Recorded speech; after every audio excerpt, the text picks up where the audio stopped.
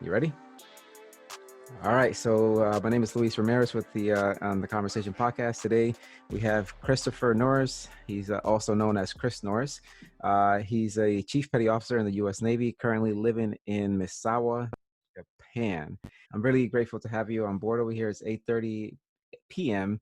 Eastern Time in Columbus, Ohio, and over there is 9:30 a.m. over there in Misawa, Japan. So you're from the future, some say. So. uh, Absolutely. so, Chief Petty Officer, I want to make sure that I give you the floor, but I know you're an aspiring addiction counselor, and some breaking news right now that you were mentioning to me before we even got started about David Clark. He's a sober. I think you mentioned he was a sober ultra athlete. Why don't hmm you, first of all, introduce yourself if you don't mind, and then highlight about David Clark a little bit. Yeah, sure. So thanks for having me on, Luis. It's really an honor to be given a space to talk and a floor. I really appreciate that. You're And welcome. yeah, so yeah, so who am I? I'm Chris Norris, and I am a chief of petty officer of the United States Navy, and I'm currently living in Japan, and I'm at the end of it'll be a 24-year career in the Navy. I'm originally from upstate New York, Albany. I'm married to a beautiful girl from Thailand, and we have a gorgeous 7-year-old daughter.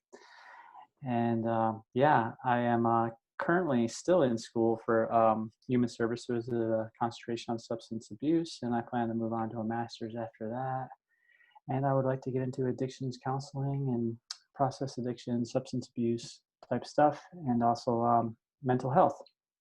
So yeah, I had mentioned David Clark because I too am in recovery from a alcohol use disorder now for 13 years, and a part of my story is that about at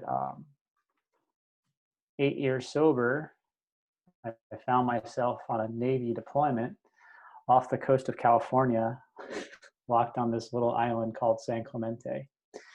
And I know there's days probably where the listeners think that it'd be really nice to be just get away to a deserted island, and it sounds great until you're actually on a deserted island, and So, then boredom and tedious stuff. Go ahead. no, What I were you was gonna saying? say, what were you doing in that? Was that part of the Navy's Yeah, it was part of the programs? deployment. Oh Yeah, my gosh. I'm in the so I'm in a really so this is here's a funny thing. I'm in the Navy 23 years, and I was on a ship once for about 10 days. So I'm a dirt sailor. I'm a Seavey. I'm in the construction battalions. So it's such a kind of weird thing for people to grasp sometimes is that I've been in the Navy for over 20 years, and I rarely see myself on the ship, if ever. So yeah, I've been wearing camouflage uniforms my whole career.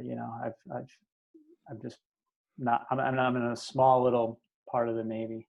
But anyway, we were out there on a deployment because there is a quarry out there, and It's the only active rock quarry in the military, and we maintain it, and we practice our trade out there of blasting and crushing and making stone. And so that's what I was doing out there.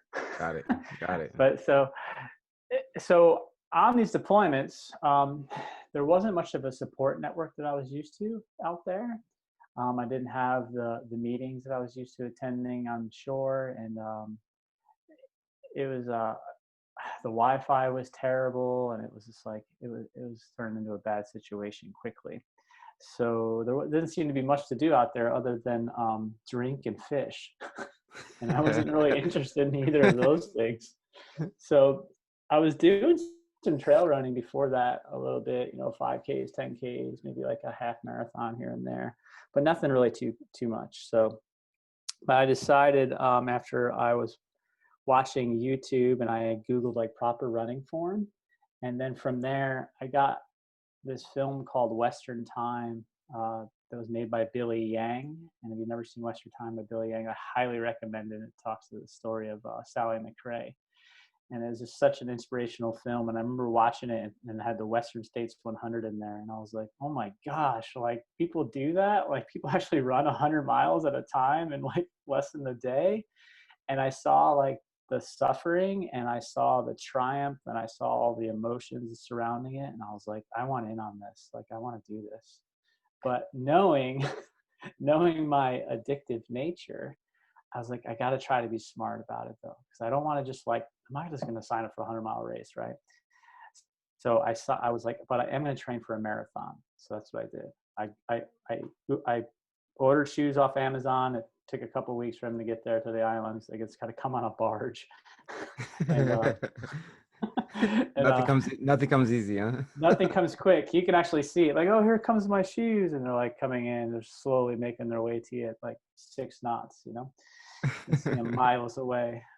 So yeah, but I got those shoes, and then I downloaded a free training plan from the internet, and I started to run, and I loved it. I love the discipline of it.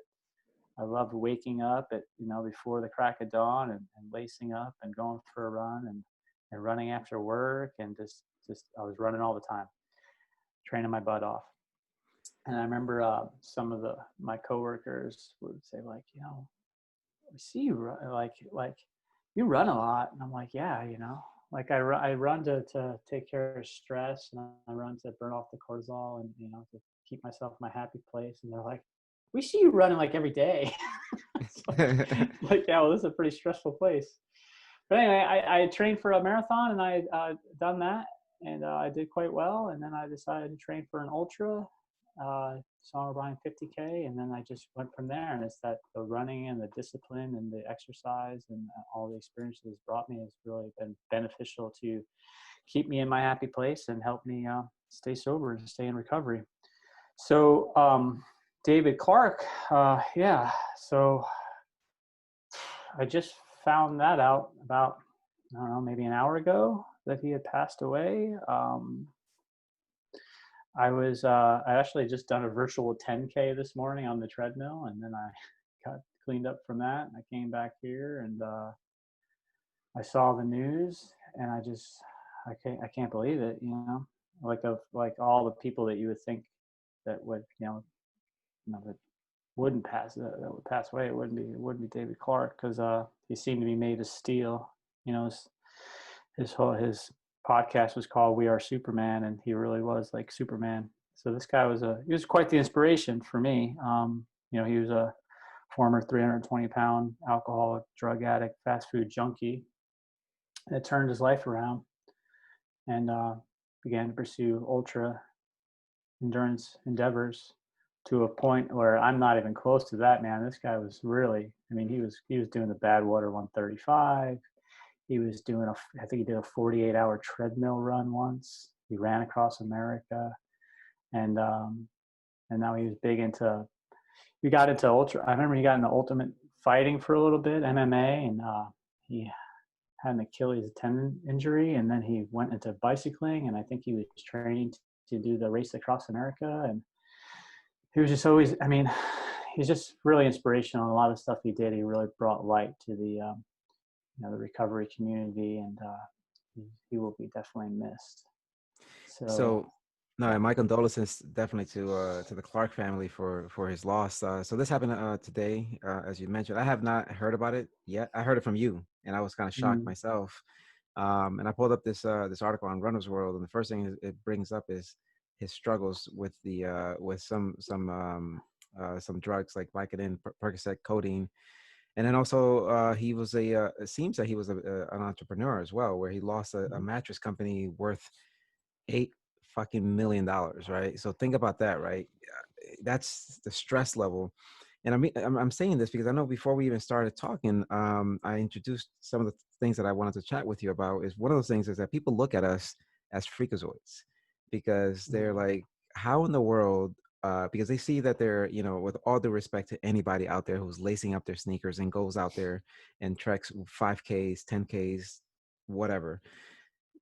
That's awesome. But there's other people out there that do marathons. That's awesome as well. But there's some silent people out there that actually do those 5Ks for training runs for an ultra marathon, right? And an ultra marathon, by definition, whoever, depending on who you speak to, is, we can have a debate about this, whether it's a distance more than 26.2 miles or whatever. irrespective of the fact, you and I know, and everybody else know, and David also knew that in ultramarathon, man, you're pretty much suffering the whole way through. But one thing that I think is everybody has a story, right?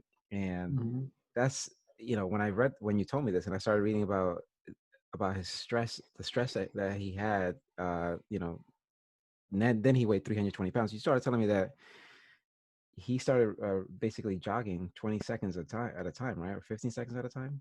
Something like that. Yeah, I remember when his story, he was talking about how he would get on the treadmill and then he would start it up to a jog, and then he would be able to jog for just you know less than a minute at a time, and he just worked his way up and built his way up and built his way up and built his way up until he did a 5K.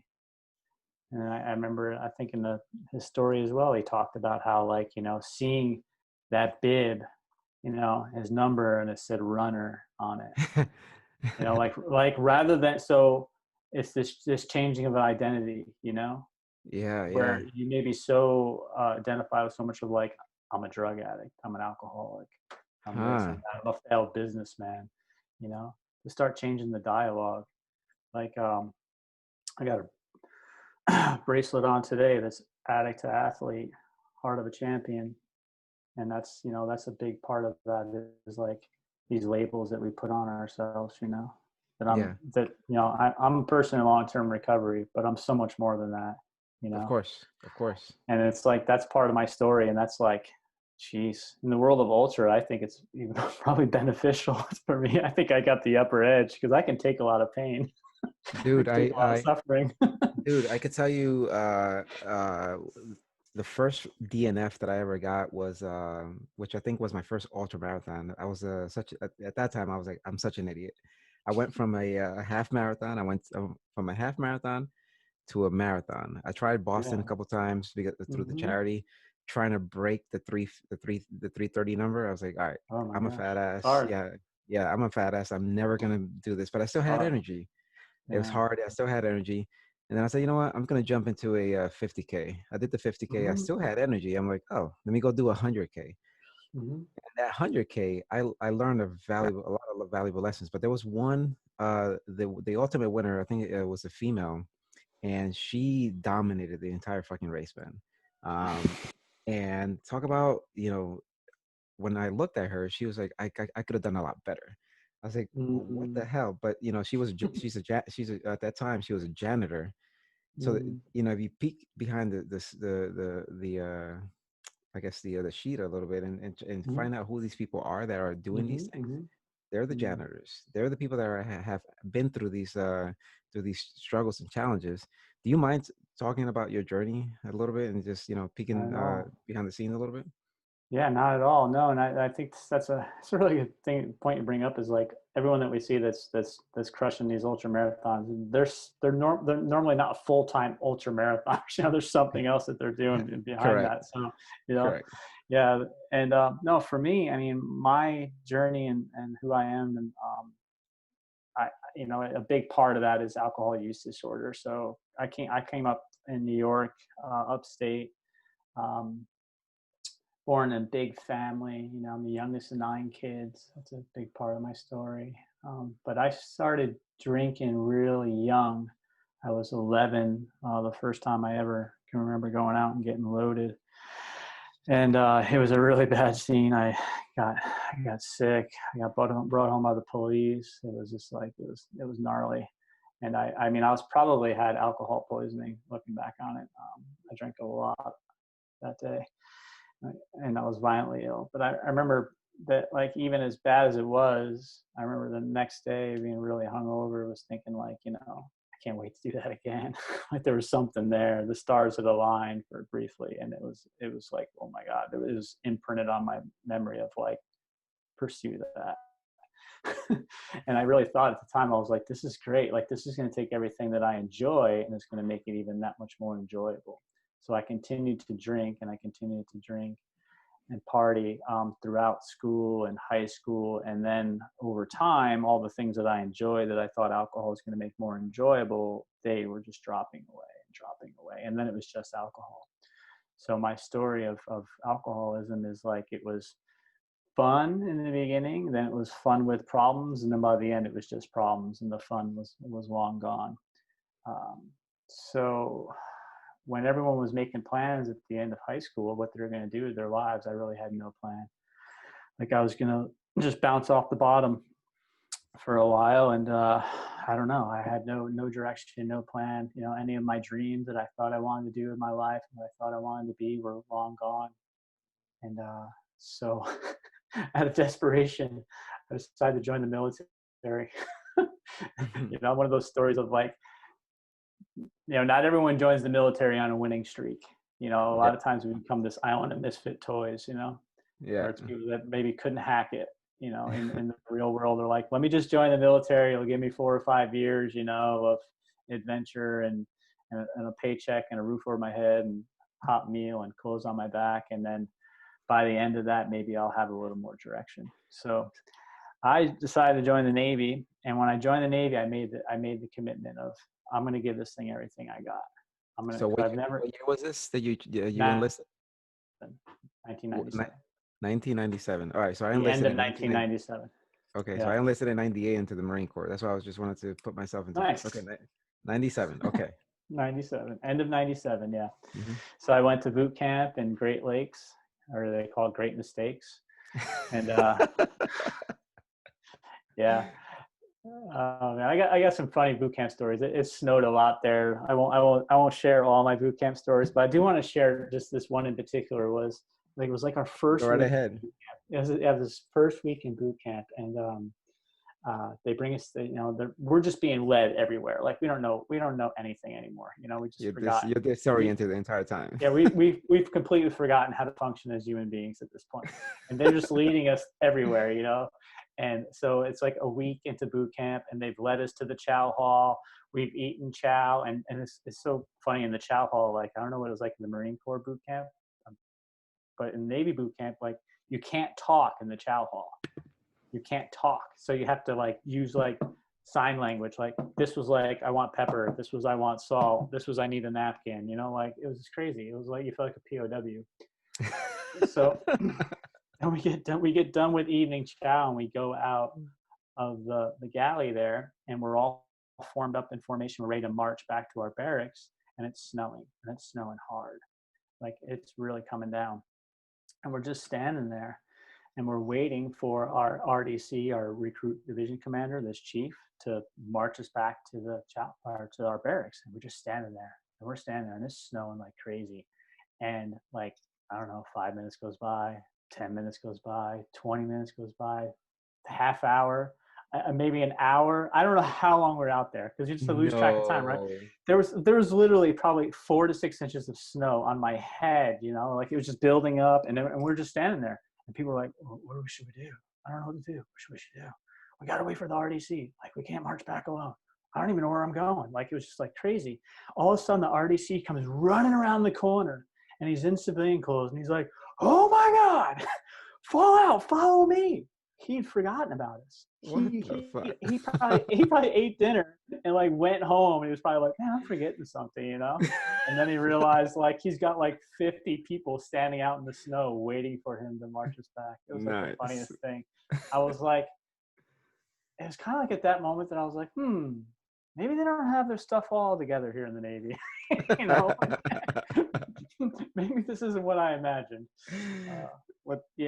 So I joined the Navy though with some sober time, or as I would call it, more like sobriety, where I wasn't really recovering from anything. I was just had physical sobriety.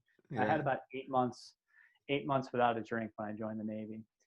And then I celebrated graduation from my technical school by going out and having a couple of drinks. But I've never gone out and had a couple of drinks my entire life. I don't know why I thought I would this time. Well, I take that back. I kind of was hoping that since I hadn't drank for 8 months, that it would be different. And it was worse. It was worse. I was off to the races, man. I had a blackout drunk that night, did some things. I have no idea what happened. I know I had people coming up to me the next day, and they're like, holy cow. They're like, now we know why you don't drink. Like, you shouldn't drink. Like, you are a mess. And I'm like, yeah, slap it off. But Is this when you were E1 or E2? Yeah, I was like an E3 at the time. E3. Okay. Yeah, Okay. I had just gotten out of my technical school Okay. in California, and I was getting ready to go to my unit, my deployed Okay. battalion. So my first battalion was deployed to Puerto Rico, and I was going to meet them there. And Sweet. that sounded wonderful, right? For a young man, right? I'm like, ooh, that sounds good. So yeah, I ended up going to Puerto Rico, my first deployment, Wait, you went to and Vieques? close to Vegas. Yeah, Vegas was right off the coast from us. I was at Roosevelt Roads. Yep. Yep, and I was camp. I want to say it's called camp. What's called Camp Mosquip, and I was there in 19. It was 1990.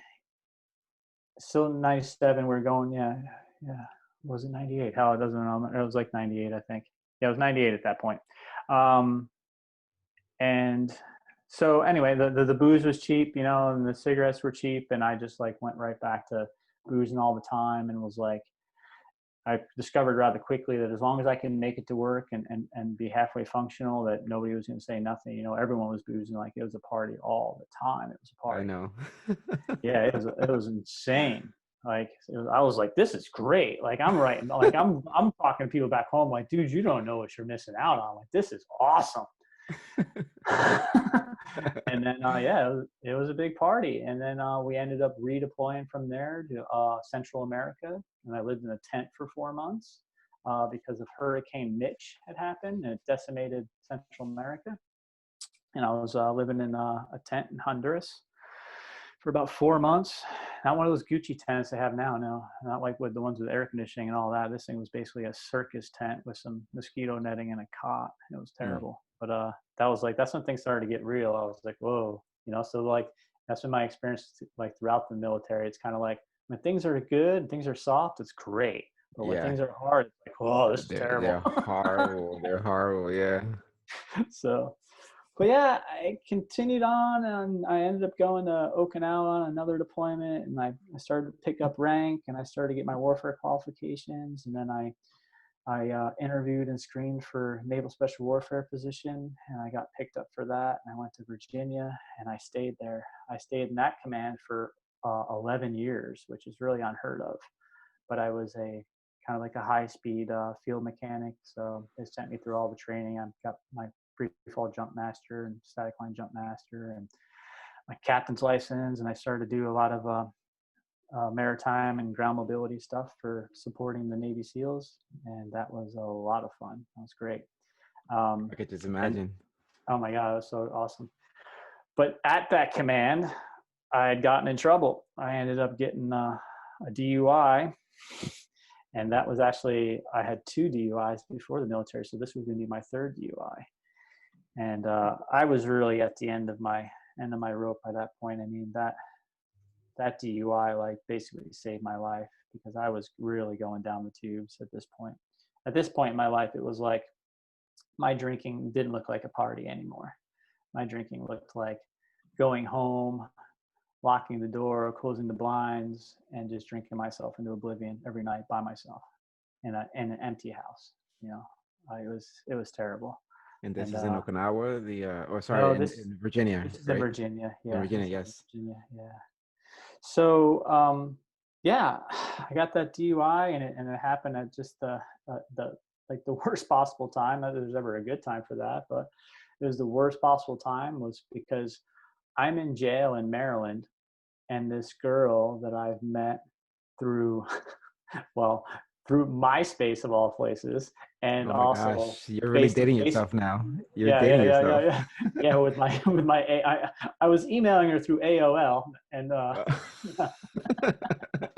no, but yeah. So I met this girl through MySpace, and we had done instant messenger and chatting, and we stayed in touch. And I ended up going to Thailand for 30 days, and then I went back to Thailand for another 30 days, and like she's just like off the charts awesome. So I asked her to marry me, and she agreed. And she was coming to America, so she's literally flying into America in like 4 days, and I'm in jail in Maryland. And I'm like, and she's flying into LaGuardia, and I am Holy down in crap. Maryland, and I'm in jail. And I'm like, oh my goodness, like it was just the culmination of so many times of building things up and tearing them down, building them up, tearing them down over and over and over in my life. That this was finally like, I'm finally got something good going on, you know, with this girl. And like, I think I'm building a life and a future. And I built it up. And now I've really torn it all down. I've torn down 10 years of military service. I've torn down this relationship with this girl, everything. Like I am at my Lowest. bottom, the Yeah. lowest I could go, man. And I'm like, whew. I'm like, I can't wait to get out of jail because I'm going to kill myself. That was my plan. So thankfully I didn't do that. Luckily, yes. Yeah, luckily I was going to jump off this bridge into the river. Wait. So you, Chris, so you actually had a Yeah. plan. You actually had a plan. Oh yeah. I had a plan. Yeah, I had a plan. I remember thinking that of this really high-rise bridge that I had driven over the day before I got my DUI, and I was like, that will do it. If I jump off that, I'll be done. And then I remember thinking they're going to release me from jail somehow or another. You know, I'll get back, I'll get there, and I'll jump. And I did get released from jail, and I still have my license and everything, and I had a car. And I remember driving up towards that bridge, and then rather than going up and over the bridge, I went left. No, I went right, and I went down onto the river's edge. And I got out of the car and I sat on the river's edge, and I had like a lot of you know, my life just flashed into my eyes and all this stuff. And somehow or another, I found a bit of hope. And I said, I'm not doing it, man. I said, I'm going to get help. And I'm like, no matter what happens from this time forward, like, I don't give a fuck what happens. I'm not picking up a drink. If it goes terrible, if it goes well, which I'm pretty sure it's going to go terrible. But I'm just not going to pick up a drink no matter what. No matter what. And I'm going to get help.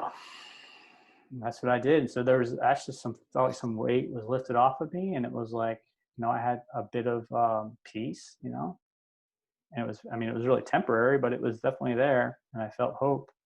So so I went into the rooms of 12 steps. That's where I first sobered up, was in 12 steps. And I went to a rehab, and I went to court. Oh, excuse me for that. I went to court, and the judge gave mercy. Basically, I pleaded guilty to DWI, and they gave me 3 years of unsupervised probation. And if I stayed out of trouble, it all went away. So I was convinced I was going to jail for it, but I didn't even lose my license. But when all that happened, I knew there was already starting to be a change too, because the old Chris, when I got my license back, or I didn't get my license taken and I got out of it, I would have been like, yeah, fooled them again, you know, got them again. And I'll just go back to drinking again, you know. I would have went right back to my same old patterns. But the new Chris was like, sweet, I didn't get my license taken away. I can continue to go to these meetings. I can get people rides to meetings, and I can continue to recover. And I did that, you know, I stuck with it. And it wasn't always easy, man, but I'll tell you what, it's freaking worth it, because I've got a life today like beyond my wildest dreams. For sure. And, well, congratulations. I know that's tough. But wait, yeah. 96 hours. She's on her way over from Thailand. Yeah. You gave me 4 days, 96 hours. You're about to get out. What happened in those 96 hours? She lands, or you get out? I got out. I ended up going back to my house in Virginia Beach. I told my boss what had happened. So within those 4 days, you got out. Yeah, I got out. I got out of jail. Okay. Got out. I went back to Virginia Beach. I told my boss what happened. They're, of course, livid. I told them I'm also like still taking leave. I'm going to New York. I remember talking to my then girlfriend, and I was telling her what had happened. And I'm just like, I'm in tears. Like, I am tore up. Like, I'm figuring that my career is over and this and that. And I remember her telling me, like, it's not that bad. It's like, not that bad. It's no big deal. I'm like, maybe DWI, 3 DWIs in Thailand is no big deal, but it's a big deal in America. Like, I got, you know, I started getting in touch with lawyers and stuff like that. And they were telling me I was looking at doing probably a year, and yeah, it was bad. So I figured that I knew my career was over.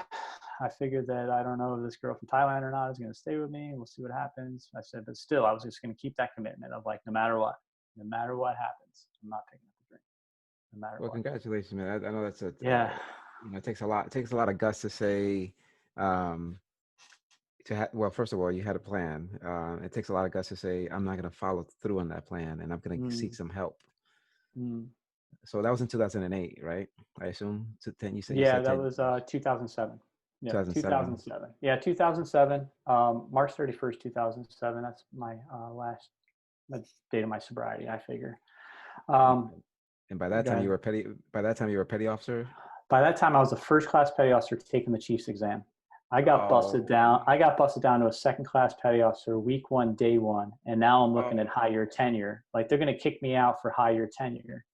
oh my So I'm goodness. like, yeah. So, um, I mean, do what you got to do, man. That shit lit a fire under my ass. I buckled down. I busted my ass. I worked harder than I ever had. I never lost hope. I never got discouraged. And I thought to myself, like, I don't give a fuck. If you're gonna kick me out at 14 years, I'm gonna work my ass off until that very last day. I'm not gonna give up.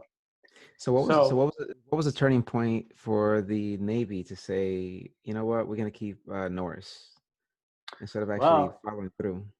yeah, I think it was my attitude. You know, I owned up to the whole thing. I tried to make lemons or lemonade out of lemons. I went around and I put together a brief. I briefed everybody about what had happened. I gave them my personal experience of what had happened. I tried to become the poster boy of like, don't do this. And then I stayed sober and I worked my ass off. Good for So you, man. my first evaluation as a brand new E5 is I was the number one E5 in the command, which was and then I got a phone call in 2000, I can remember 2009. I think it doesn't. Yeah, I got a phone call in the middle of the night congratulating me that I picked up E6 again, that I was an E6 again. And I remember I was broken down into tears because that means that at least I can make it to 20 years and retire and get a pension. For Um, sure. but then I continued to push and I continued to work. And I never thought I would be selected for chief petty officer because I had this big ding on my record of a DUI.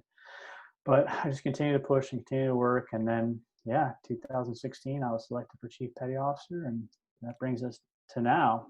And I haven't slowed down. Like I'm still super active in the recovery community. I facilitate, I facilitate 5 meetings a week right now with the pandemic on Zoom. And I used to facilitate a face-to-face meeting here in Massaua. And I create a lot of stuff like where there's gaps and where there's deficiencies. Like I just like I like to create things. Like I'm not the guy that like, I come to Japan, I'm like, oh, there's no meetings in Japan, so I guess I'm not going to go to any more meetings. And it's like, well, there's no meetings in Japan, so I should probably start one and start advertising it and see who else wants to come, you know? And that's Yeah, how I built community. because there's the people there that are going to need it. Absolutely. Yeah. Oh my God, there's so many people here that need it. Oh, yeah. I mean, think about it. You're in the, irrespective of what branch of service you're in, if you're Mm-hmm. listening to this, we're all tough men and women. We Mm-hmm. know that. But we put on our uniforms and we put our, we stick our chests out and we have our brass on, our medals and whatnot. And whatever rank you are, you always want to put on your best face. And Mm-hmm. you are some tough mother, whether you're female or male. But at the same time, you are still in active duty right now. I was in active duty. This is not what the podcast is all about, but we could definitely have stories about the times that I've had my little fair experiences at Mm-hmm. 18 years old, 19 years old, when you damn sure know that you're not supposed to be drinking at 18, 19 years old in the military, right? Right. But at the same time, I'm glad that you saw those gaps, you saw the opportunity, and you're helping folks out over there because they need it. Yeah. They need that help. Yeah, it's difficult, man, because there's still the stigma surrounding it. You know, nobody wants to go around and advertise that they're an alcoholic or they're a drug addict or what have you, or they have a process addiction. You know, there's still that big stigma around mental health. And I'm trying to break that some. You know, I'm trying to be like, hey, I'm a guy that's in long-term recovery. As I say, I'm recovering loudly. I'm putting it out there. I wear a shirt to the gym that says in big letters, sober. I wear another one that says addict to athlete on the back. It says team sober, you know? It's no mystery to anybody. It shouldn't be, at least, that I'm a person in long-term recovery, and that if folks need help, they're more than welcome to approach me. I think accountability is huge, right? Because if you're being accountable to yourself, which is good to be accountable to yourself, and if you're able to Mhm. manage it by yourself, that's awesome. But I think the moment you actually display it and advertise it somehow, shape, or form, correct me if I'm wrong, that's a powerful way for you to actually, that's a powerful check and balances, because now it's just like, shit, I've already displayed it to more than myself and more than my family, more than my wife. Yeah. More people know about it. Then they're gonna be like, hey, weren't you that dude that said that you were doing whatever you were doing and now you're not doing it? Right. You Yeah. know? Yeah, no, that's huge. So you're absolutely right. So whether that comes from, hey, I'm sobering up, or I'm going to go do an ultra or something like that, it's like the moment you start telling other people about it, then it becomes real. Then it's like, oh no, now, so like in the first couple of years, I was still like, I kind of want to keep it on the down low, because in the back of my mind, I'm thinking like, I may not stick with this thing. I don't know. I may not be in it for the long run. Things may clear up. And then someday I may decide like, maybe I was just overreacting. I could probably drink again, but it's just not so. So that's why, like, I'm careful with my words, because I'm a man of my word. If I tell you I'm going to do something, damn it, I'm doing it. You know what I mean? That's So true. that's why That's I'm true. like, when people are like, so when's your first 100 miler? Because I'll tell you, I have to admit that I haven't done a 100 miler yet. I'm still working up to it, and I've been running long distances since 2015. I'm trying to be smart, because I know my personality. I know I'm the kind of guy that can easily overdo things. I have a problem with portions. so I've done 50Ks, 50 milers. I did 100K. And then on the back wall here, you can probably still see it right there. That's 16:29. my bib number for my first did not start. I haven't had a did not finish yet, but I've had a Wait, did wait, not start. talk to me about that. What is a Okay. DNS? A DNS is, you signed up for a race, you paid your registration, and you did not start the race. You're not at the line when the gun goes off. And the reason being is because August 9th of 2019, I was training for that map there. That's the Shinetsu 5 Mountains 110-kilometer race. We also have a 100-miler at the same time. But I was training for that, and I was up in the mountains, and something went pop in my back, and Oh yeah, so no. I had an L4, L5, 9 millimeter herniation on my Nine, sciatic nerve. how many little, how many? 9 millimeters. It's Oh my huge. goodness. Sorry. Like, Sorry to hear that. you think of a 10 millimeter wrench. It's like just a millimeter less than that, impinging on my sciatic nerve. I heard that. That's why I was like, can you say it again? Because I think I heard 9, but oh my Yeah, it's goodness, sorry. 9. Yeah, it's like double what the average ones are. Averages are like 4 to 5. I'm an overachiever, so I went 9. But my back had been bothering me for a long time anyway, so I'm sure it's not just that training run. It was years of things that were building up. But anyhow, yeah, I was training hard for that race, and I was doing some fundraising along the way, as I like to do, and I was going to crush it. I was going to absolutely crush it. I was going to do a 27-mile training run that was going to incorporate like 11,000 feet of climbing, and it's going to be a great day. And I didn't get a couple miles into it. Something went pop in my back, and I got excruciating pain. And I'm still so out of my mind that I'm like, well, I'm going to keep going, and maybe maybe it'll feel better. Maybe I just need to warm it up a little bit, stretch it out. So I still went to the summit, and by the time I got to the summit of this mountain, I was in excruciating pain. Oh And my goodness. on the way down, it really made me nervous, as I was having a hard time controlling where my foot placements were. Like, I was getting loss of control in my leg, and like they call it, like floppy foot type syndrome. Mm-hmm. So I've been dealing with that ever since. I finally got a surgery for it after a lot of non-invasive treatments. Like, I did a lot of acupuncture, I did a lot of sauna, I did a lot of stretching, I did a lot of light weight work and stuff like that. But nothing was making it go away. I had just constant pain in my left leg and my left buttocks and my foot. It was just sciatica all the time. So I finally got cut on in March, and now I've been recovering from that since. I think I'm in week 12 right now. Mm-hmm. And I'm feeling really good. So if the pandemic doesn't cancel this race this year, I plan to go back and do the 100 miler. There, I said it. So what date is your 100 miler? That If 100 miler. if it goes, it's going to be in mid-September of Sep- 2020, if it happens, because with the pandemic and everything. So September of 2020. yeah, 100 So miles. one thing that I like to do a lot is pace.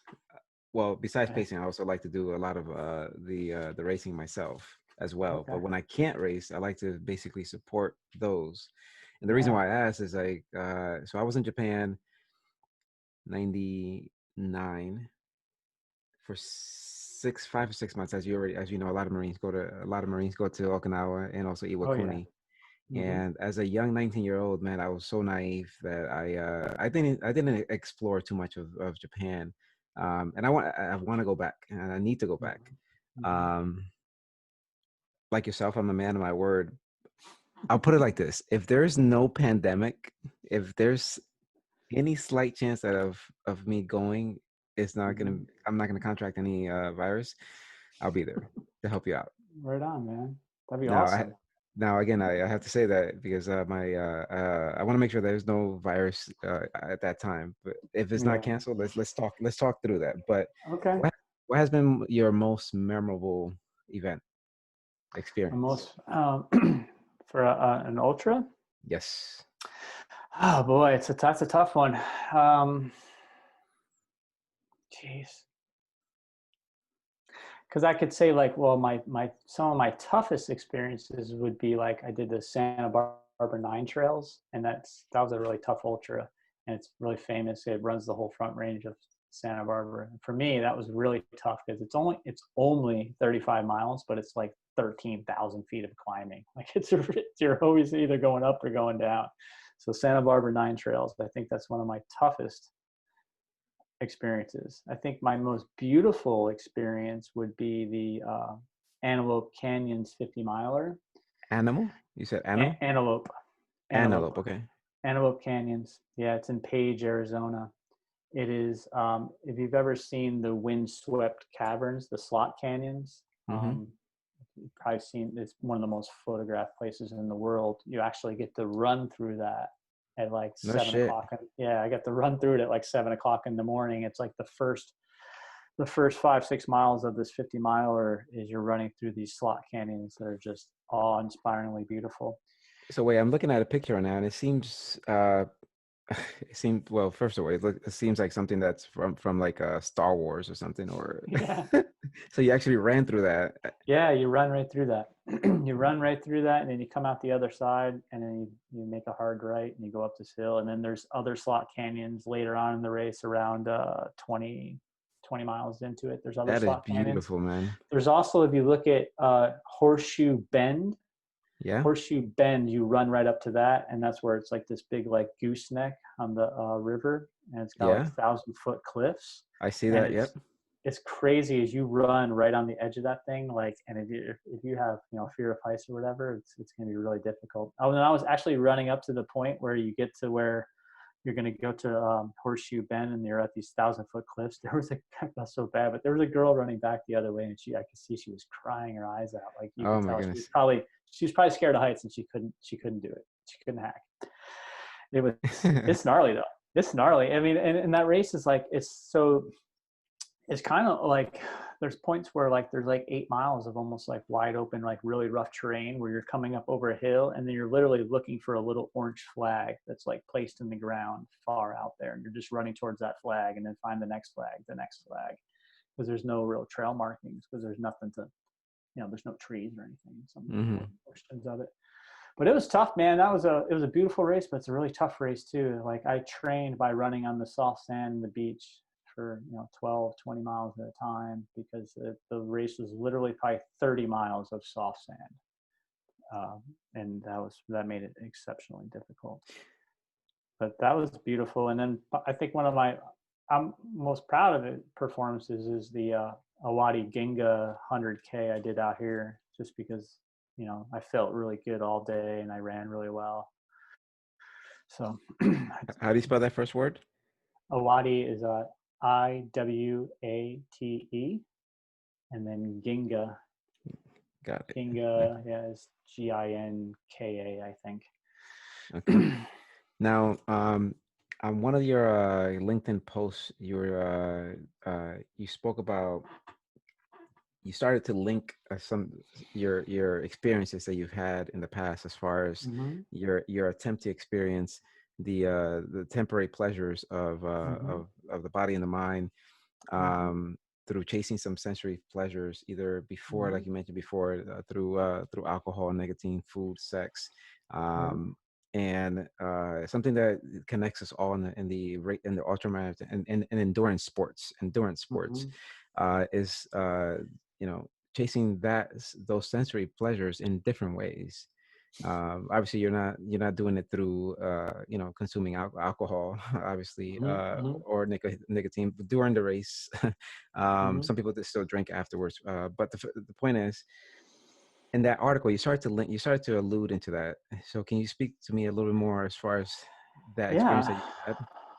Yeah, for sure. So I kind of, in a way, it's like almost the bipolar opposite of what I thought, was helpful is now helpful. So, I mean, for years, I thought that just chasing the sensory pleasures, in other words, like um, just wanting to feel good, just wanting pleasure, and then thinking that pleasure would ultimately lead to happiness.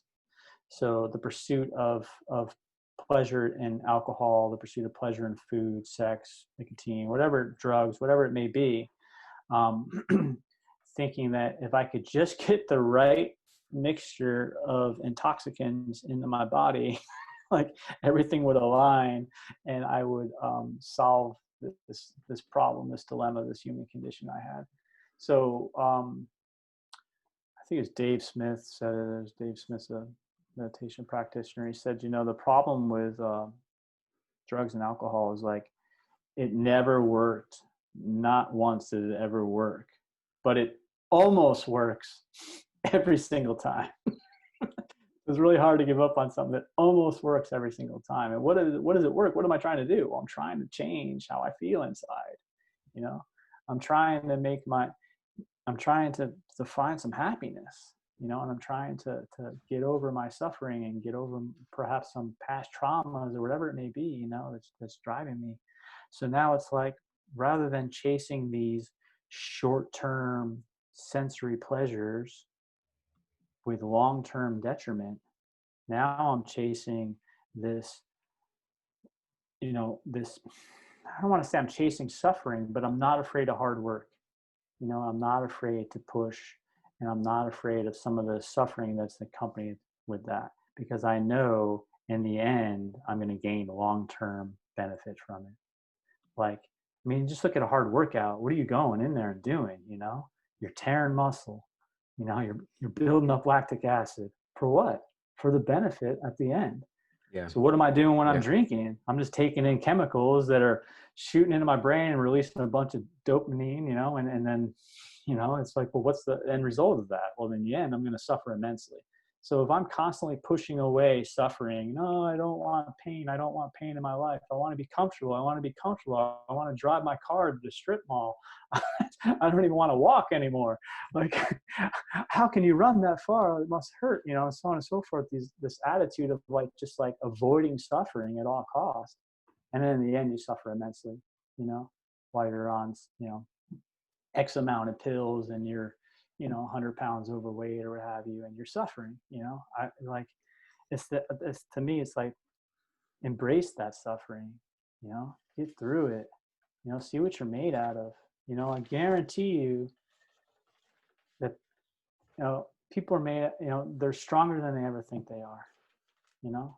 And for me, it's like, I do these things because, people are like, oh, you're crazy, man. Like, I can't believe you're going to do that. I'm like, like, and I'm thinking to myself, like, if they only knew, like, I'm scared. I'm frightened. Like, I don't think I can do it. And that's part of the reason why I'm lining up, because I want to prove that voice that's in the back of my mind that says, like, what are you doing? Like, you ain't cut out for this. You can't do this. I want to say, sit down, shut up, and watch this. You know what I mean? Like, if I don't, if I didn't, I don't have people around me telling me like I can't, like, so I make up this like voice of opposition. I'll be honest with you. I make up like, I feel like, people don't think I can do it. Well, people probably do think I can do it, but, but I tell myself that so I can like disprove, this voice in my head that Yeah. no, I can do it, and I'm going to crush it, and so yeah, it's a fine line though too, man. Like, because I talk about these, athletic accomplishments and things like that, and things that I'm doing. And it's like, there's also like, I got to make sure that I'm in it for the right reasons. Like, I got to make sure that I'm not in it for self-validation and like, things like that. Because look at my situation with my back popping out. You know what I mean? That shit got me into therapy, not just physical therapy. Mm-hmm. Got me talking to the shrink, talking to people with lots of letters after their name. So, and I'm grateful for that. I went to the therapist, and I mean, they must think I'm nuts, because I went in there and I told them, I said, hey, I've been through a lot of stuff in my life and I want to talk about it. I go, but I'm really here because I've heard that unresolved trauma can manifest itself as injuries. And I got a race coming up. Like, and I need to get in shape for it. And I'm hurting right now. I'm like, I was hurting so bad. I mean, the person, they saw me at probably my worst, one of my worst, and really helped me out. But they were real interested in that. They were real interested in how important exercise was to me. Because am I just becoming cross addicted? Have I just given away the alcohol and the drugs, and now I'm just going to do exercise to an extreme level? No, I hope not. But even if let's say if you do become addicted to exercise, because I think we all could be addicted to anything, right? It doesn't have to Mm-hmm. be drugs or whatnot, or alcohol. But I think that that addiction could be a good one, maybe. I'm not sure.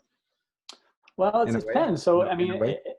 am I doing it and then still doing it, then it has detriments? Am I doing it and getting injured and I continue to exercise while I'm injured? I mean, I can take the 11 criteriums of substance use disorder and replace it with exercise and be like, hey, you know, I see your point because yeah, it's just finding that balance, right? Because you don't want to go into the other side of the bell curve. right. So then it becomes, for me at least, it's like, well, why is it? Why do you feel you need to do that? Why do I have to go out and exercise so much? Like, what is the underlying condition? What's driving this? What haven't you dealt with? Because I want to get to the point where I'm going out and I'm running and I'm doing things, yeah, to be inspirational for others and myself. But really just because it's fun. I want to have fun, man. I'm trying to, Do be you feel happy. that you motivate and inspire people with what you've gone through? Because I think that's something powerful in itself, where your story, how you got to where you are, and the stuff that you've been doing, and also because and I'm listening to you, and I'm hearing that you have some ingredients to wellness, right? The Mm, wellness, a holistic wellness, where it's just mind, mm-hmm, mm-hmm, body, and also your soul in a way. mm-hmm, mm-hmm. Yeah. Um,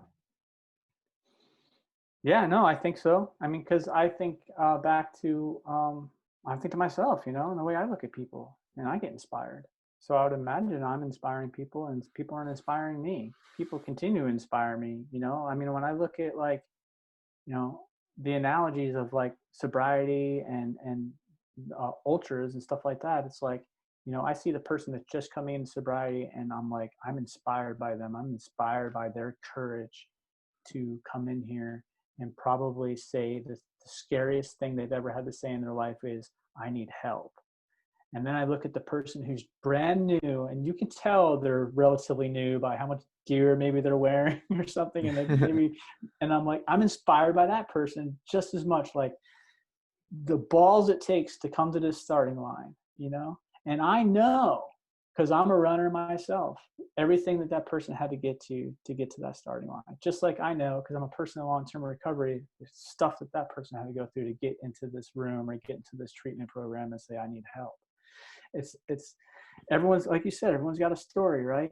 So like, you see me out there and you see me at the finish line of the ultra, like, dude, that's the end result of thousands of miles, thousands of hours, tons of mornings getting up at 3. Who gets up at 3:30 in the morning to go running, you know? We do. We do. Right, we do. It's like all this stuff, all this sacrifice, all this pain, all this doubt, all this stuff, you know, and and and and then like there's the end result. It's such a beautiful thing, man. Like like I when so for that race, I didn't start, but I went to the race. I picked up my bib number and I did like how you were talking about. I supported my friend There and you go. I had an awesome day. I mean, I I was like hobbling behind him trying to give him gels because I'm my back is killing me. So, but I made it to all the 8 stations. I crewed him, and I went to the finish line, and I waited at the finish line for him to come in. And it was like I thought to myself, like, man, even if I never race or run again, like I will continue to come to events like this because it's just such an emotional time. It's like it's so powerful. It's like a really heavy thing, man, to be at those finish lines. I'm Man. glad. I'm glad you experienced that because I had to me, it was a very interesting conversation with somebody that was trying to understand the sport. He said, like that person said, he's like, how is that a sport when it's just a single person running and you're Mm, competing against other people? I'm like, first of all, you're not competing against anybody. You're pretty. It's a community. They're like, how mhm, is it a community? You have a first place winner. I'm like, yeah, of course you're gonna have first mm, place, second place. You have a ranking order. Of course you do. Just because that's, I guess how sports function in a way. But I give them, I give them a high level as far as the community atmosphere that I mhm, personally enjoy compared to marathons, where marathons are just out there, like I said before, to just crush your PR. Yeah, you have PRs in ultra marathons, but it's very different, right? You're out there to support each other through your struggles, through your finish line. mm, But then another thing that I said is I said, okay, yes, he or she is running by themselves to achieve whatever distance that they have. But along the way, I guarantee you, there's a freaking army, a crew just mhm, supporting the shit out of them. One, physically, mhm, mhm, because physically you're just beat up to hell. mhm. Emotionally, because emotionally you're just all fucking torn the fuck up. Uh, mentally, because mentally you're just not there.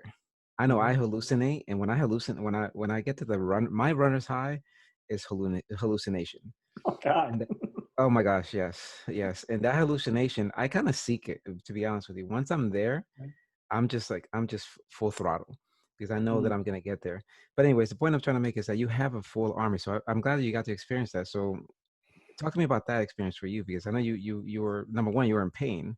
Now you're mhm, there supporting your buddy through the mhm, finish line. mhm. What are the things that you kind of saw from that side of the fence on your side that you Yeah, I really, I enjoyed helping them out. I mean, it's just such a great thing, and I treat it like it's like a military operation, man. You know, like I'm in it, like I got it all set up. Like I would come in and have it all set up, and I would know where everything was, and I'm like, here's where you're gonna like have it plotted out. Like here's where you're gonna sit, and I'm gonna give you this, I'm gonna give you that, and this. You need anything? You need anything? You want me to rub your feet? What do you want me to do? You know, yeah, like it yeah. was like, and he's like, sometimes I had to back off. He's like, "Oh, you're a little intense. Like, just give me a quesadilla and shut up." Yeah, and Quesadilla, shut up. so like, but yeah, man, I was just, it's like you're right. It's just like such a group effort, and like it reminds me so much of like that camaraderie and that tribe that you find in the military. You know, I equate it like going out to these ultras is like going into battle. You know, and we all have this common adversity, and we're all driven toward each other rather than away from each other. You Yeah. know, and someone had said something to me once, a race director at a starting line at a turkey trot, half marathon trail run, and it stuck with me. I was new to trail racing, and it stuck with me. And I think I made a post about it on LinkedIn. It stuck me so much. As he said, and remember, we're not competing against each other out there. We're competing with each other. And I was like, whoa, man, I like that. That's cool, you know? So like I've never heard so many like good job all day long. Good job. You look great. Good job. Even though you look like complete dog shit. You're like, you look great. You look strong. You're like hobbling in like the Tin Man, you know. Like, no, you look so strong. But it's also just great is like you get to race the same exact course as the elites. Like you're in there, you're gonna see them. You're probably gonna see them on their way back when you're on your way out somewhere. But That's it's like true. so cool. You're at the starting line with these people that are like, you know, these are the elite athletes. Name another sport where Joe, average Joe can go line up on the same starting line as an elite athlete and race the same exact race, On the same exact day, on the same exact day, same conditions, same weather. same everything. Yeah, that is a valid fucking point. Yeah, it's amazing. That is a valid point. You know, it seems that you're very comfortable with struggling, Mm. and it seems that you're very comfortable navigating through struggles and also problem solving on your feet, which takes a lot of guts to know how to get out of that comfort zone. What do you make about that comfort zone and the struggle, from your perspective? So I think the big thing to keep in mind with struggles and stuff like that is the impermanence of it all. Like that, not everything's going to last. Nothing lasts forever. It's Hmm. like when you're going through the bad times, it's like it's important to remember that this shit won't last. That's a much more difficult concept to grab onto when you're going through the good times. Is this shit Yeah, won't last either. yeah. But so it's like just knowing that things are going to constantly change and that you can just make small adjustments. And yeah, man. So yeah, but the struggles in life, a lot of it too is like, am I creating my own suffering? Am I creating my own struggles? What am I like? Where's my head at? Because a lot of times if my head is too far into the future or mired in the past, I'm not where I need to be, brother. I need to be Hmm. right here, right now. Like, what's Hmm. going on right now? What can Hmm. I do right now? What can I do that control in my wheelhouse right now? Because, it's easy, especially nowadays, man. I mean, there's a blanket of anxiety surrounding the planet with this pandemic. People are hurting. I get Yeah, it. Folks yeah. are struggling financially, and it's a lot of fear, and sometimes that fear manifests as anger and finger pointing and put your mask on and all this stuff, and Yeah, it's you've like, seen the freaking news where it's just people unfortunately are like what you just described. It's just like put your mask on, and then all of a sudden now manifested into like a brawl fight, right? I think that's what you're alluding to, right? That's what you're yeah, talking yeah, about. exactly. Yeah. Yeah, so it's like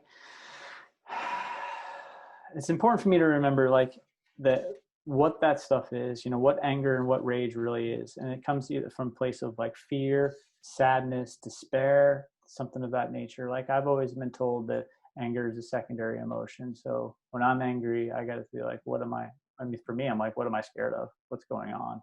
What's Hmm. going on?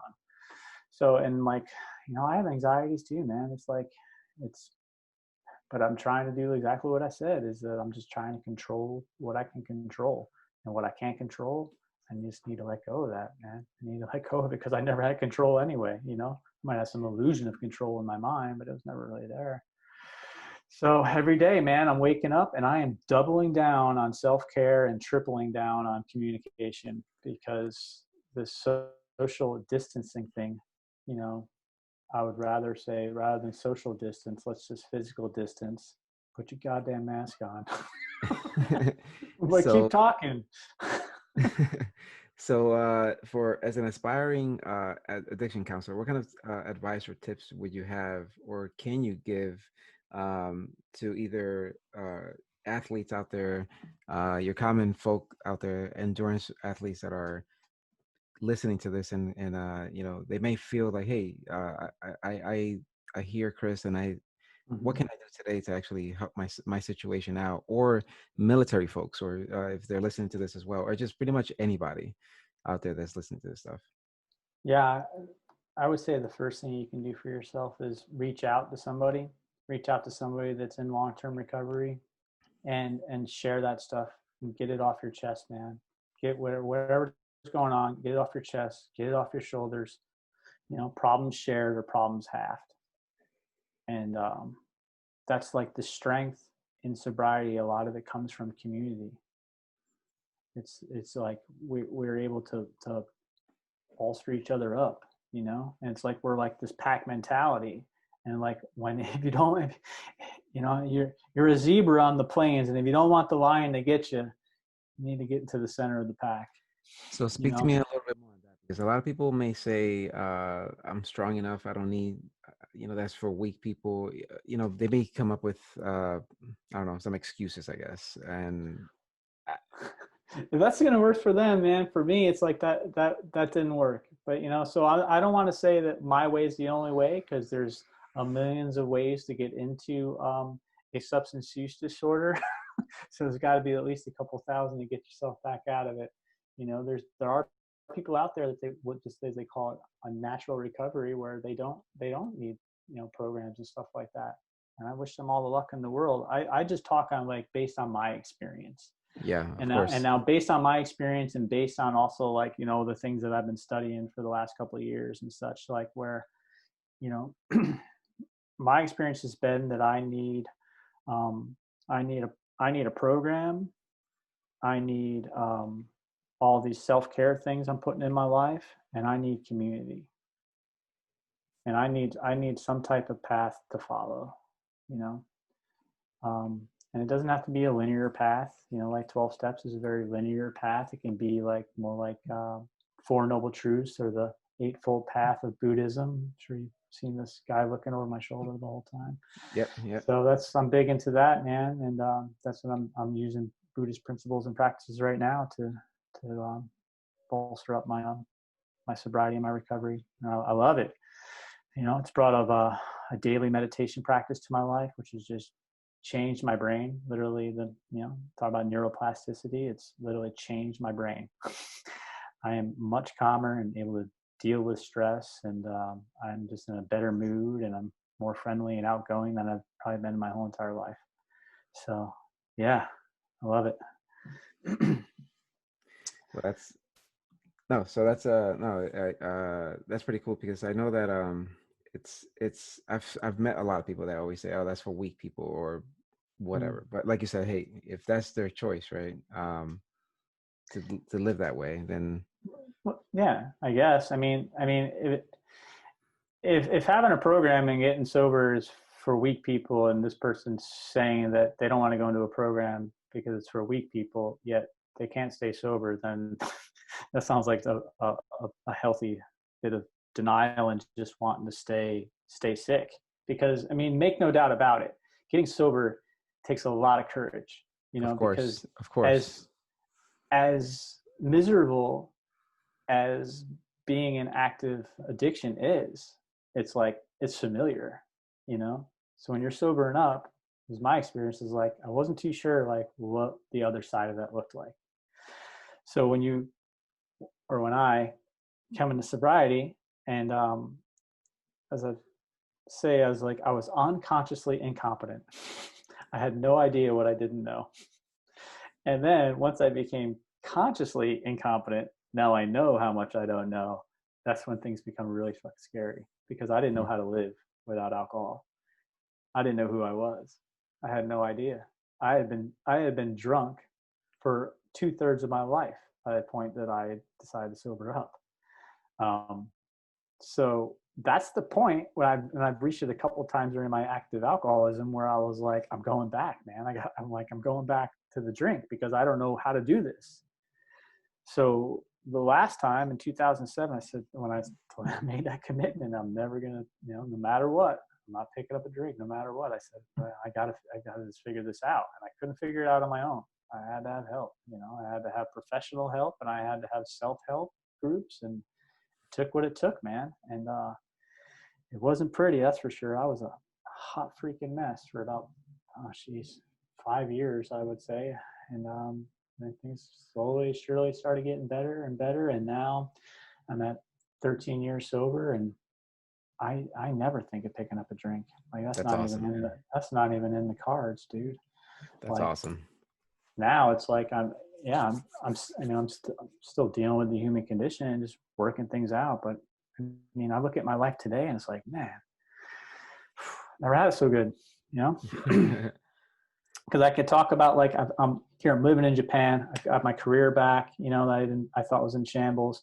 The girl I wasn't too sure was staying. We've been married for 13 years, got a 7-year-old daughter, happy. The dog, I bought 2 dogs when I was like newly sober. Not a good idea. They're still alive. So that's nice. Success. Nice. And then, I'm doing well financially. I'm going to be a college graduate here soon and onto a master's, and who knows, maybe onto a PhD and all that. And yeah, so I say all that, and then I always want to say at the end is like, the biggest thing though that I got today though, man, is I'm comfortable in my own skin. Like I know who Chris Norris is, and I love Chris Norris today. And yeah, man, it's great. I'm so And that's stoked. why, and that's why I was asking about the comfort zone, because it seems like you're very comfortable in your own skin right now, right? Mm-hmm. But you're also very comfortable knowing your limits and going beyond that, and Mm-hmm. knowing how to control that stuff, right? Mm-hmm. Um, so your career, are you going to retire? You're obviously going to retire from the Navy, but are you going to go to Yeah. senior, or you're just going to, you think you might stop where you are right now? No, I'm gonna stop. I'm done. So I'm having fun spelled backwards. That's enough.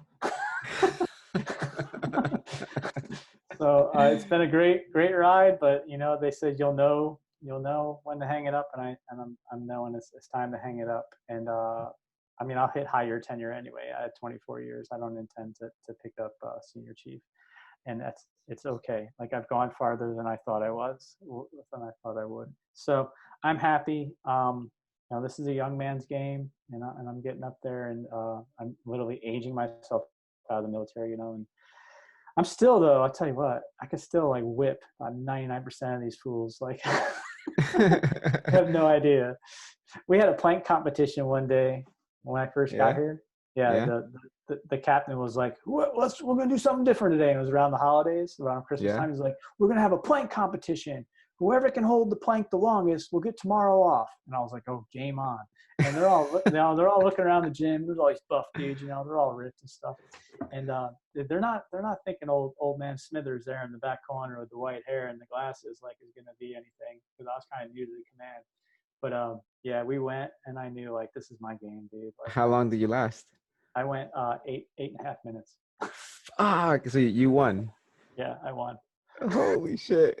And I remember there was a young kid, I call him kid, young man, probably 23, 24 years old, across the gym, and it's just him and I, down to him and I, and I'm just sitting there, and I've been expressionless the whole time, and then I just look over at him and I smile.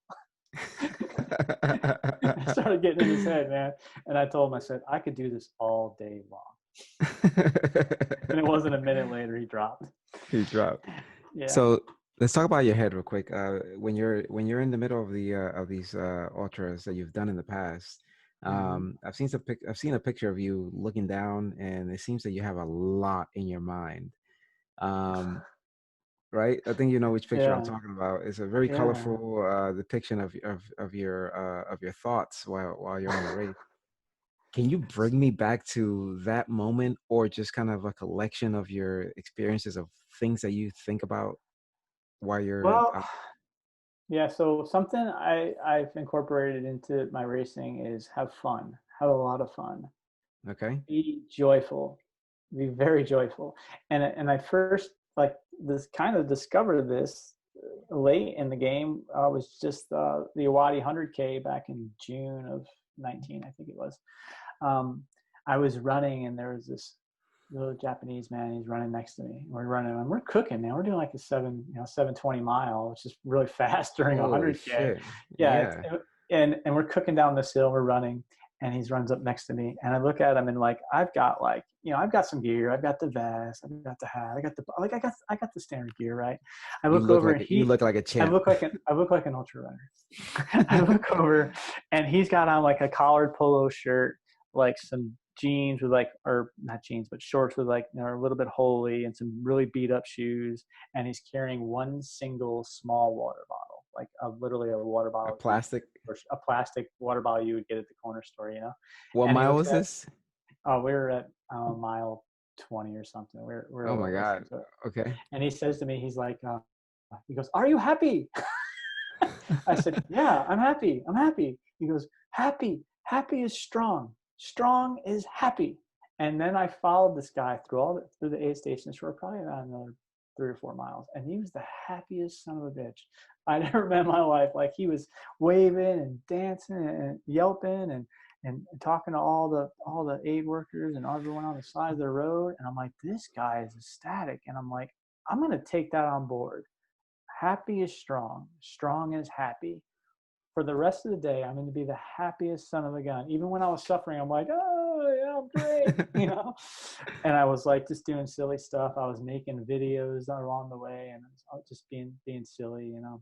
But, and I had a great race and I felt great. So I think tapping into that joy, you know, and trying to stay present in the moment, you know, I tend to like, you start to suffer, right? And you're like, oh my God, I'm hurting so bad. And then for me, the next thought would be like, and I've got 30 miles to go, you know, how can I even do this? You know, so it's important for me to stay in that mile, you know, just as translates to life, you know, stay in the For day. sure. Yeah. So before I let you go, talk to me about the experience in the Japanese culture as far as now I'm saying culture, not just the Japanese Mm-hmm. culture in itself, but just the ultramarathon scene in Japan compared to the United States from your perspective, because you've been there, you Yeah. live there right now, Mm-hmm. and what you just highlighted right there with that gentleman, obviously Mm-hmm. gentleman running in polo Mm-hmm. shorts in a polo Yeah. shirt, with Yeah. one small water bottle while you're like in a freaking full fatigues and just running out there. Seriously, talk to me about your experiences. How does that juxtapose to the U.S. running scene? Well, I think, you know, as far as just running in general here in Japan, they're not as used to seeing it. You know what I mean? Like they're not used to like seeing a runner on the road or a bicyclist on the road. Like it's either that or they're just really restricted where they don't want to get it into somebody else's lane because like they don't give you very wide berth here. I did notice that right away. They're also not used to seeing trail runners on the trails. Like they're not used to that, and you have to be very respectful because they're really into, you know, respect and being giving each other their space and not um, trampling on someone else's experience. So it's like in America, it may be no big deal to like run past somebody and on a trail. Here in Japan, you know, really encouraged to stop, to walk past people, to say hello and be cordial, be nice, be kind. And as far as the racing, they do some things that I'm just like scratch my head, you know, like they have like this cold spray. You ever see that stuff? It's this cold spray, and they want to like spray it on your legs, and they want to spray it on your muscles, and it's Oh, really like, like yeah, cold like spray a, for your yeah. yeah. Like they're all over that stuff, and I'm like, get out of here with that. Don't spray any chemicals on my legs, thank you. I'm trying to keep the chemicals out of my body. Um, that they're really into the food. The food at the aid stations is like phenomenal. It's like Talk. awesome. What is It's it? like rice. They have like rice balls. They'll have like good Oh, soups. They'll have like plums and all the fruits and all oh, that. It's like really good. Yeah. Like during the Shinetsu, they had aid stations with like curry and like full on meals. And they also had places where you could go and say, at the one aid station, you could go up inside this building up on the second floor and go to sleep. They had beds for you during the ultra if oh. you want to So take a little nap. that's kind. Of course, you got to take your shoes off though. It is Japan, Of so course, your muddy shoes. yeah, yeah. But they're, I mean, it's good here, man. They're very friendly. You know, they're really, yeah. They've got a lot of spirit. They're really, I've noticed too, is they're really into compression clothes. Like they wear a lot of compression sleeves and tights. I don't know what that is. It's always like tights with shorts over it, which is kind of different than what I'm used to in the States. But it's good here, man. They're very, you know, very soft spoken, very honorable people, you know, and they're really low key too, you know, like in the States, they're like, is there going to be a medal at the 5K? Like, it's not like they want a big like dinner plate because I ran 5 kilometers. Here in Japan, don't be surprised you don't even get a medal. Don't be surprised if you just did a 100-mile race and there's no medal at the end. There's no trophy. There's maybe a t-shirt, perhaps a sweat towel.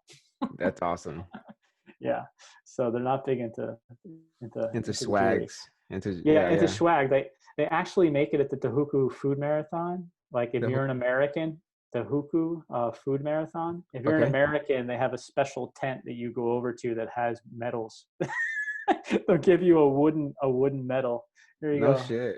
Yeah, since you're a But foreigner, because they know how much foreigners are into it, but I don't think the Japanese get them.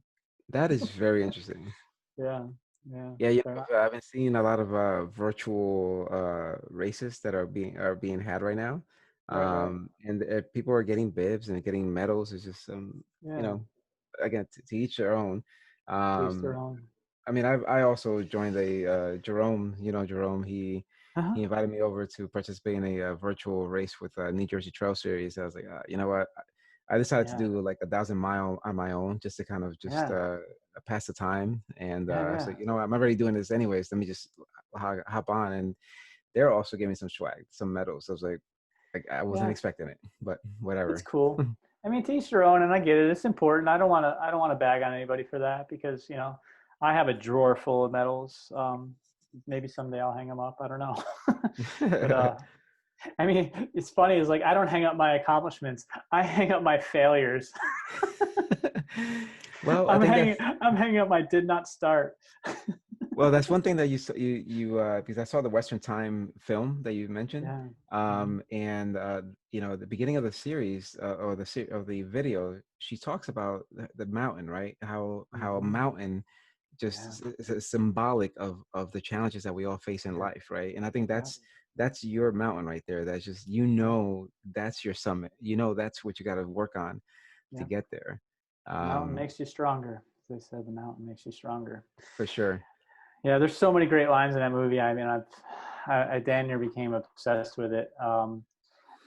So my first ultra was the ultra that's featured in that movie that she did for a qualifying race, the Sean O'Brien. I did the Sean O'Brien 50K, Mm-hmm. and then Billy Yang, who made Western Time, was out there making another film, and I saw him on the trail, and I stopped, and I was like, "Are you Billy Yang?"